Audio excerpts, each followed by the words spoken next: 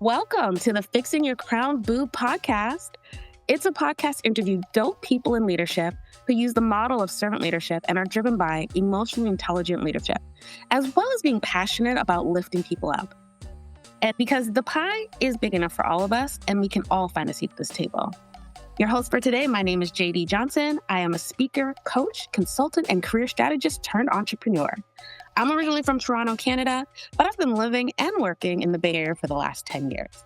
I have over 20 years of experience in a variety of industries, including manufacturing, telecommunications, customer experience, retail, CPG, and technology.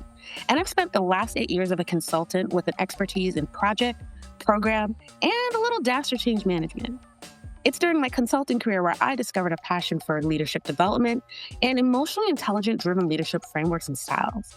I would love to change the organizational culture landscape by transforming the relationship between employers, managers, and employees, and doing this by addressing how new and emerging managers and leaders are not prepared for the people side of leading teams. Today, let's welcome my guest, Myrna Laine-Hyppolite. She is a founder and chief financial empowerment partner at Empower Financial Wellness. She is a financial wellness coach and wealth strategist who helps powerhouse women executives turn their amazing income into their first million in net worth. Even if they are new to investing in stock market and are not financial pros, using her Affluence Accelerator methodology, she is an Ivy League graduate of the Dartmouth College with both her bachelor's and master's degrees. Myrna has an extensive background in finance with close to 30 years of experience in various industries like investment banking, financial planning, corporate finance, and private equity. Welcome, Myrna.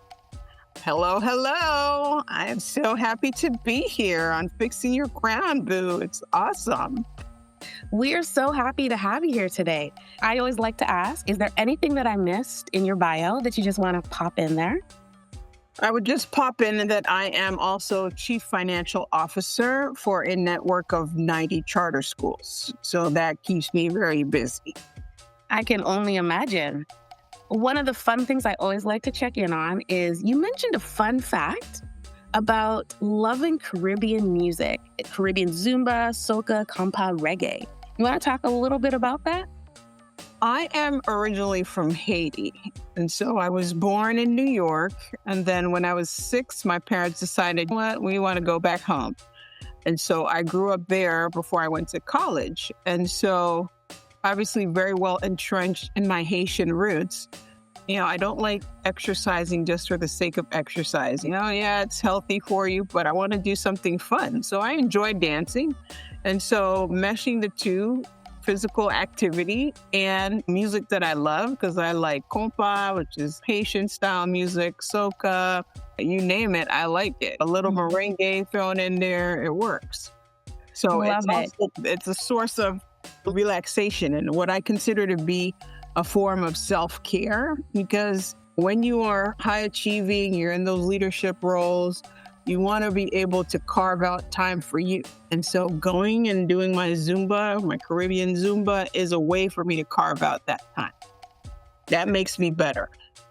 I can imagine. And I remember you telling me that you are from Haiti, and I totally jive with this because my parents are from St. Vincent and the Grenadines. So I am a soca head. I love my soca, my calypso, my reggae. I don't get enough of it here in the Bay Area, so I always love going home to our Caravana festival. So I get my little soca groove on. Oh, nice. Very important. I think coming from the Caribbean is it's different culturally. And one of the things that my parents, God bless them, instilled in me and is what I call the trifecta of success. And maybe you're familiar with it, JD. Well, my trifecta of success from my parents is you work hard, go to school, you go to that good college, and you make sure when you get out, you get a good job. So if you've accomplished those 3 key things, that's the trifecta of success. So essentially, I've had it made. So So a lot of people are familiar with that trifecta, but God bless my parents, I just wasn't taught about investing. I wasn't taught about how to make my money work. I wasn't taught about, hey, how much should you have in a savings? What kind of savings account you have? None of that. Equipping me with those life skills, I had to learn the hard way, right? Through my career in finance, through studying, through reading books. I became the best friend that Susie Orman never knew she had. So it was essentially a journey. And so I founded my business, Empower Financial Wellness, because I wanted to shorten the path, particularly for women, because as women, we already start off, unfortunately, at a deficit in terms of pay. There tends to be a pay gap, right, between the average male and the average woman in the same role. The woman will tend to make less. Not only do you have that pay gap, but we also have an average life expectancy that is longer. So we're going to be around longer. So it behooves us to actually be able to take care of our money and know how to do that on our own. No, that is so key. And you're right. We don't really learn a lot about being financially savvy and investing. I'm curious, because you just talked about a little bit about your path to creating your business. What was that spark, that thing that triggered that, yeah, this is what I want to do? I think there were a couple things. One, it was looking at my mom, for one, who went through a divorce. And I also have friends and other family members who started off and were building assets with someone, a partner, and then 20 years down the line, 25 years down the line, the love of your life turns into your worst nemesis. And then they have nothing to show for it because they weren't paying attention, or they let their partner handle everything. And so, or they just didn't know. So that to me was a point of inflection, because I essentially wanted to make it more accessible, make investing, make understanding of our money more accessible to women. And that's why I founded my business, because I saw it too many times where I had friends and family members that had to start over because they weren't paying attention and they didn't have the knowledge. I can totally feel that. My parents, lucky for me, they're still together 50 plus years strong. But if my parents weren't able to stay together, my mom is definitely not the financial one in the family. It's all on my dad, and my mom doesn't really necessarily know all the things. I probably know more than she does because I'm their power of attorney, as they're octogenarians. So I can see why seeing that happen would be so powerful and really spark a candle for you to make that change. So just thinking through, now you've done this financial journey, you've decided and you've started creating this really cool business. You do these happy hours. Are they once a month? Oh, yes. Wonderful. I'm glad that you asked. I do what we call investing happy hours. And I host them actually every other month. And my next one is actually going to be on May 20th. So I host them every other month. And here's what happens. It essentially removes some of the level of discomfort that comes with a topic that might be foreign to some people, a language that might be foreign, right? So we spend an hour, you bring your glass of wine, your cup of tea, hot chocolate, whatever your preference, and I go through over the course of the hour the basic terminology that gets in the way of people actually starting their investment journey. I also dispel some myths. For example, people often think that, hey, they need thousands of dollars to invest. And I show them, hey, with as little as $5 a day, which is going to cost you more than $5 to go to Starbucks, I can guarantee you. But now what you're getting, any of those drinks, it'll cost you more than $5. Plus, if you're going to get some breakfast or something with that, a bagel, a sandwich, Danish, what have you, it's going to cost you more than $5. And so during the course of the happy hour, that's one of the myths that I dispel, that you need a lot of money to invest, amongst others, and break down some of the basic terms that people hear about that may not know what they actually mean. And then we go through the process of going through what I call your investor persona. Your investor persona means that everybody has a different way or thing that they can invest in. So for example, it's like food preferences. So when you are looking at food, certain people are vegan, some people love their steak, some people don't like spicy food, others are allergic to seafood. There are different preferences. So the same thing goes for investing. You have to know what your persona is and what level of risk you're going to be comfortable taking. Because what I may be invested in, and right now we're in March 2025, where the market is taking a brutal hit. And so certain things might be going down more aggressively right now versus up. So if you're that type of person that's going to take to the bed when the market goes down too much, then there are certain investments you shouldn't be in. So you have to know that. So I spell that out during the happy hour in a fun way. Okay, super cool. So thinking about leading this group of women and thinking about your career through, I think you said you're CFO for 90 charter schools. I'm just curious, what have been your biggest leadership challenges? Biggest leadership challenges, I would say, is putting on the pressure on myself to be successful and to attain a certain level of excellence. As a woman in a very much male-dominated space, I have strived for a certain level of excellence, and that translates into my work and my level of success. So that's a challenge in terms of wanting to accomplish certain things, to deliver results on a scale that might be different from my peers as a Black woman. So that's been a major challenge. And then obviously there's a challenge that comes with when you run a big team. When you run a big team, you have a team underneath you.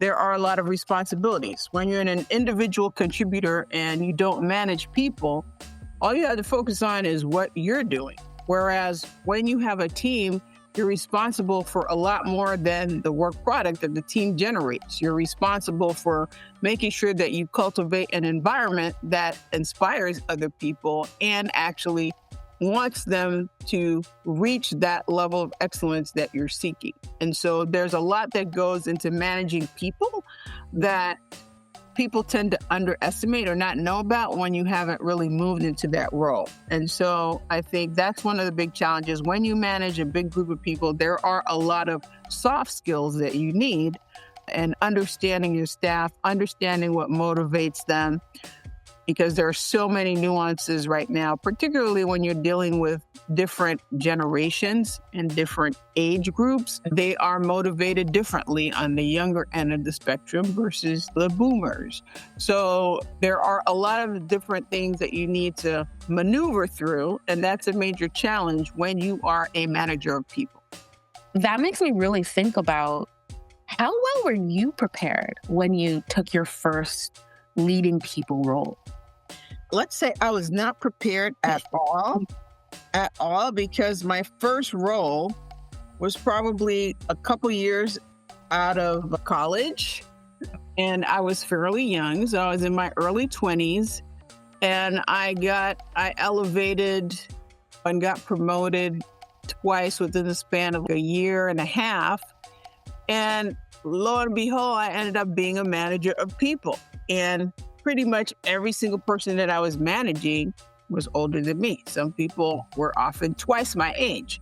So that was an initial shock to my system, and I definitely wasn't prepared for it, because they said, okay, here you go, manage these people who are looking at me like, who is this kid trying to tell me what to do? And so you have to earn their respect, earn that trust, earn that credibility to show that, hey, I might be 25, 26, 27 years old, but I know what I'm talking about. There's a reason that I was promoted into this position. And so I definitely wasn't prepared, but learned a lot in that particular transition. What is the maybe top 3 things you wish that you had been prepared with in terms of the people side of leading teams? I wish somebody had told me, hey, not everybody's going to like everything that you do. You can't please everybody. So that's a number one thing. Number 2 is you need a team, and you need all levels of a team to really generate the results that you want. You can't just focus on, hey, that top 5% that's going to generate the results. You got to focus on everyone, or at least that critical middle mass as well, and making sure that you can elevate them. And then 3, part of that elevation process that nobody ever told you is that a good sign of a good manager is how well you can also elevate your people. What type of succession planning do you have?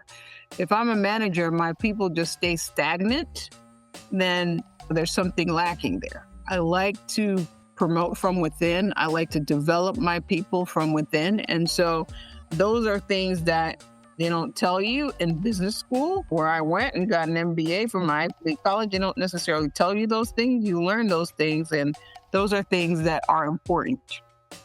Ooh, I think you hit on something that I think is really juicy around developing your people. I think for me personally, I haven't been a formal leader really. I've been informal and obviously individual contributor. But the one thing that I've seen is lacking, and I'm an ambitious person, so I'm like, well, I want to do this. I want to learn this. I want to move here.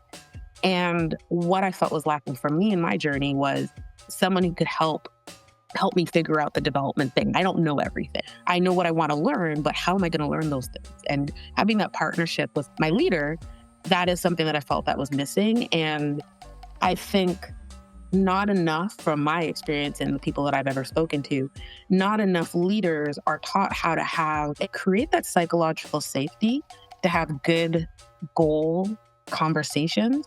And how do you relate those goals that you want for yourself personally back to the organizational mission, and creating space and ways to nurture those good things that they can do that not only satisfy the company, satisfy their current role, make their manager look good, but also helps giving them the experience that they need to develop towards the goals that they have personally. Is that something that you noticed as well? Oh, yes, definitely. For me, having a mentor, somebody that has gone through the ropes, that can see what you're going through, and that can understand you as an individual is gold. Because once that person understands you and can provide you with the right guidance, then you can kind of navigate the political landmines that might exist within an organization. And so having someone that's like a thought partner is very helpful and can help elevate you, versus if you're out there trying to do this alone. And so your point about having a mentor is definitely critical. Yeah, that's totally missed a lot through my journey. And I think there's this thing that I started to develop. I've been in business for 20 plus years. So eventually I learned some things. But one of the things that I really learned is this idea of managing upwards. If your manager isn't going to help develop you, then you've got to figure out how to develop yourself, and how to, I call it making them a cheerleader of you by you being a cheerleader of them and helping them reach their goals. And that's how I've found through my journey to be able to keep moving forward, keep getting the experiences that I'm interested to do, growth. I think the other thing that I do a lot of is education, whether it's certifications or going back to school and going back to do my doctorate, getting my MBA. Those are the things that I use to also help where I can't get the experience to at least get the knowledge. And these are all the things that I use to, hey, well, learn this theory. So I'd love to put this theory into practice. How can I use this in service of the organization? How can I use this in service of you as my leader? And I think those are things that when your leader is able to help guide some of that, is so useful and helpful for creating a really engaged and motivated workforce that is also productive. I definitely agree with your point, because it's not just about developing yourself. It's about making your boss look good. Let's just keep it real. Making your boss look good allows them to become that cheerleader of you, as you mentioned. And so being able to deliver results that are tied in with your boss's objectives, results that are tied in with the company's strategic initiatives, things that can be quantified as you may, because people may like you and you may be the most likable person, but if you're not generating results, you are going to fade into the background. So results are important. And making your boss look good and making yourself, although no one is indispensable, but taking on that role where a lot of people tend to rely on you for certain things, that can be helpful. Agreed. And I think it's that, how do you communicate that from the leadership perspective down to create that, I like to call it that psychologically safe space to have juicy developmental conversations, which allows you as the employee to be able to take feedback in better, because there is this ability to, it's about us. I want to develop you. Of course, it makes me look good because we got our own component to it. But by making me look good, you also look good. And I'm helping to develop you. And so these are the things that you need to work on with you so that we can take you from point A to Z. How do you use your communication style to create that space for developmental conversations? My communication style is, let us call it very direct. So if you're on my team, you're on my staff, you're never going to wonder, well, what is Myrna thinking? No, because I'm going to tell you what I'm thinking. And I'm going to tell you what I feel is right and what I feel is not right. But part of creating that psychologically safe space, as you called it, is being consistent across the board in terms of how you manage people. Because I'm consistent whether it's the junior staff accountant on my team, all the way up to the highest level controller on my team. I am consistent with whether that person's a junior person or that controller in terms of the expectation with regards to excellence at every seat. So being consistent in your expectations helps create that safe space, because everybody knows what your general expectations are at every level. And so that part is helpful. Not to say that the person who is the controller in the higher level position, there are more expectations on that person to deliver results, no doubt. But then again, that person has a team and other responsibilities. But I think generating that safe space is being also open to feedback and change and suggestions and solutions. I often tell people, don't come to me with just problems. You need to come to me with solutions. And you can tell me your problem, but what's the solution to your problem? This is not just come vent and lay it all out. What's this potential solution to your problem? Because then that gets you thinking, okay, you might have a way to solve the problem, but us talking about it together, we may find even better solution. I love that. I feel that takes me back to my first corporate job. And I worked in a call center, worked my way up through a lot of different positions. And I remember being in a call center can be pretty crappy. So of course, people are unhappy and complaining. And I remember thinking to myself, but we're not getting anything changed. Nothing is changing here. And so I started putting forth my suggestions, but I would always put them forth. Here's the complaint. Here's the problem. Here's the solution I see to that problem. And lo and behold, I was like really shocked, because this is when I was in my 20s, that the directors were like, oh, I want to hear more about this. I want to tell me more. And maybe we can actually implement this and change things. And so I think that is such a key piece of communication as a leader, to be open to say, great, we got a problem. How do you want to solve it? How do you solve that problem? So I think that's such a key piece of that back and forth communication style. And oftentimes people might be resistant to change, because sometimes to solve a problem or to improve upon a process, you've got to affect change. And so being the type of leader that can affect change and get people through the discomfort of change is also an important trait to have. Absolutely. I mentioned that piece of my training is I've done ADCAR, which is all about change management. And I've had a few change management roles in my consulting career. And 100%, the statistics of how well people like change is not very high. Change is hard. It's difficult. And I think understanding that sometimes you have to go through it to get over it, and communicating that back to your people, like, here's the reasoning why we're making this change, especially if you have the solution that you're saying, you've done your research to say it's going to make X amount percentage of improvement on this side. It will make your job hard at the beginning, but your job will be better at the end. I think those are some really key pieces of communicating to whether it's your higher ups or your employees that you're managing. Absolutely. So we talked a little bit about your communication style. So I'm curious, you said that your communication style is direct. How does that influence or how does that affect what your leadership style is? And then how does your leadership style show up at work? Obviously, as Chief Financial Officer, leading a portion of the finance organization, my leadership style in terms of being direct is really establishing the priorities. What are the objectives? What are we trying to accomplish? So everybody who joins my team within the first month or so gets a presentation from me about what the department objectives are and what we're trying to accomplish, because you can't move toward the goal if you don't know where you're moving to. To me, it's important that everybody's level set and understands what the actual priorities of the department are and the team are. That's important. Number two, I also foster an environment of collaboration, because I think it's important to collaborate and where you can get more ideas generated and you can help each other out more when you collaborate. So fostering the environment where people are comfortable to ask the questions and who know that they don't know everything. And so they can ask the questions and feel comfortable asking the questions.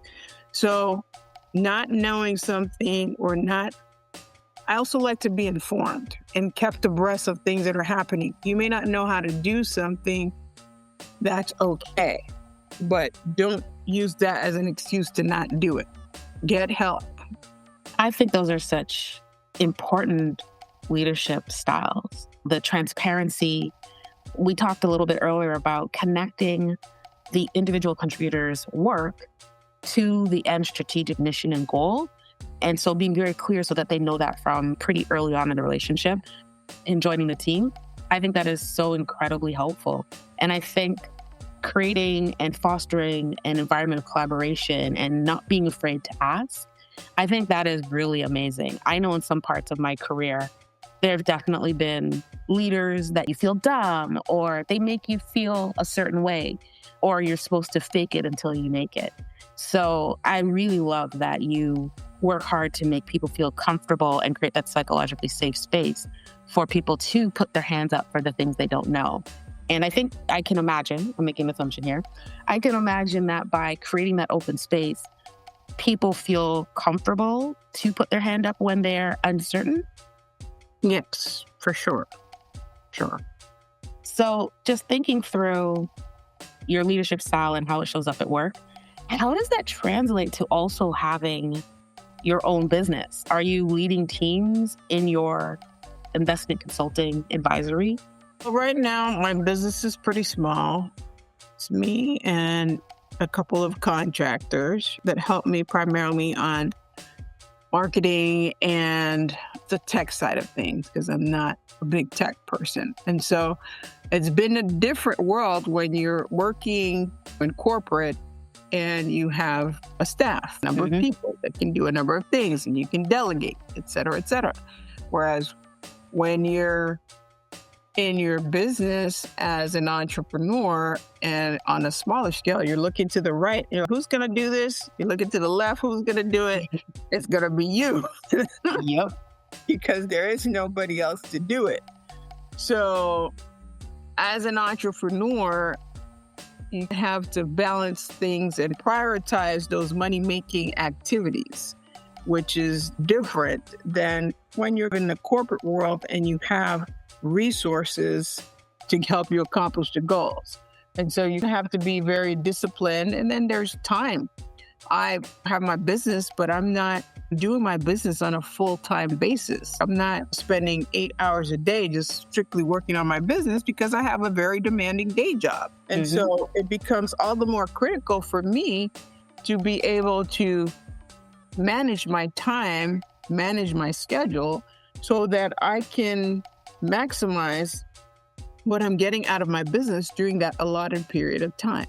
And so as an entrepreneur, it's a little bit harder because there's less time in order to generate the results that you want to generate. So for me, it's more after work. Then I come and I meet with clients, and that happens in the evening hours or over the weekends. Thinking that you have so much on your plate, you've got a main hustle and then a side hustle. And you mentioned you also have kids. Who has been your biggest support throughout this process? I think I have a support squad. Number one, I would say, is definitely my family. So my husband, he's definitely very supportive because the time I'm spending on my business is time that I'm not spending with him. So he's been super supportive. My kids have been very supportive. I actually have my son who helps me in the business. So they've been a great source of support. And then I also have a couple of girlfriends, sister-in-laws that are my support squad that help with some of my business items. Like if I'm hosting an investing happy hour, one of my sister-in-law will hop on and help with trying to make sure that I have a log of everybody who's attended so that I can reach out to them afterwards, puts the links in the chat for me for the things that I'm promoting. So, and who have a tendency to come and attend. I have another sister-in-law and another good friend who usually come and support, and they provide their moral support. So it's important to have that moral support of a support squad when you're out there building a business. Those people that have that faith and confidence in you and know that you're the expert and are supporting that effort. So that's important when you are an entrepreneur doing things on your own. I think those are wise words, is that support squad. How do you are bootstrapping, you are doing it on your own, but at the same time, do you need to do everything by yourself and not being afraid to ask for help from your network of people? That's something I'm definitely learning as a budding and aspiring entrepreneur. So as we start to wrap up, I'm curious, what would you say was one of the most defining moments in your career? Defining moment. I would say it's becoming Chief Financial Officer. That was at least a big moment for me because it's the culmination. You've been working hard for years and years and years, over 30 years in the finance field, and it culminates in you becoming Chief Financial Officer. So that to me is definitely a big moment and a big accomplishment that took me years to achieve. But obviously, I couldn't have achieved it without my team, without a good team to support me. So I owe them a lot in terms of helping me build the infrastructure and reaching that certain level of excellence. And so a team is critical, and obviously a mentor, having the right person who's supporting you and believes in you is also very important. So I think those two things I credit with helping me ascend in my career and reaching the ultimate top position in finance. That is super cool. You also talk about having a mentor. I'm a little bit curious. How did you find this elusive unicorn? I was fortunate enough that my mentor was my boss. And so that was definitely helpful and very supportive. Yes, I was fortunate. It can be a unicorn. It doesn't happen. But in this case, it was my boss. So as we wrap up, one fun question that I have is, who is your biggest hero or shero? That's a good question. I really admire a couple people, but one person that I will mention is Oprah Winfrey. I do admire her a lot because of, her stepping into the entertainment space, stepping into the talk show industry where she was different, right? Mm-hmm. She was different. There weren't a lot of Oprahs out there, Black women in the talk show space at the time when she started, but she followed her passion and developed an empire that yielded her money and was able to do a lot of great things and touch millions of people's lives through her entertainment, through her talk show, through her network. And so I think that she is someone who is living in her purpose, has lived in her purpose. And I think that's very important, because if you are living a life and you're not living to your purpose and you're not living the life that you want to live, you need to take a closer look at what you're doing so that you can accomplish that, because you only have one life and you don't know how long that life is going to be. And I've had a couple of instances of tragedies within my family over the last few months that puts things in perspective. So be someone, if there's something that you've always wanted to do, if you know that you have this calling and this thing that you are good at and that you can share that gift with the world, go out there and share it. Oh man, that is so deep. And I think when you talk about living your purpose, and life is too short to not try to make the impact that you want to see in the world. That's amazing. Thank you, Myrna. I really appreciate that. Any last thoughts you want to share? Anything that we didn't talk about that would be burning and pressing on your mind? Well, I can be reached on LinkedIn or Facebook under my name, Myrna Laine-Hyppolite. I also have a website for my company, empowerfinancialwellness.com. So if you are someone or anyone who's interested in learning more about investing in the stock market, really making the most of your money and learning how to do that, I have created a safe space for women. And my clientele is primarily women, powerhouse women, as you had mentioned on the outset. I am available, and I encourage everyone to take steps, whether it's small steps, large steps, to enhance their financial wellness, because if your money house is not in order, I don't care what you tell me, the rest of your house is not going to be in order. So taking care of that is of paramount importance for our own sense of well-being. Absolutely. This world takes money. So you need money to move through it. Thank you so much, Myrna. Thank you for being a guest on the show.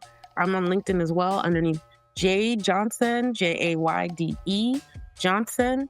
And you can find me on pretty much Instagram, Mastodon, Blue Sky, Facebook, and anywhere else on the web by going by J Squared Elevate Consulting. To my audience, hope you enjoyed today's session of Fixing Your Crown Boo. You will be able to see us upcoming soon. Thank you very much.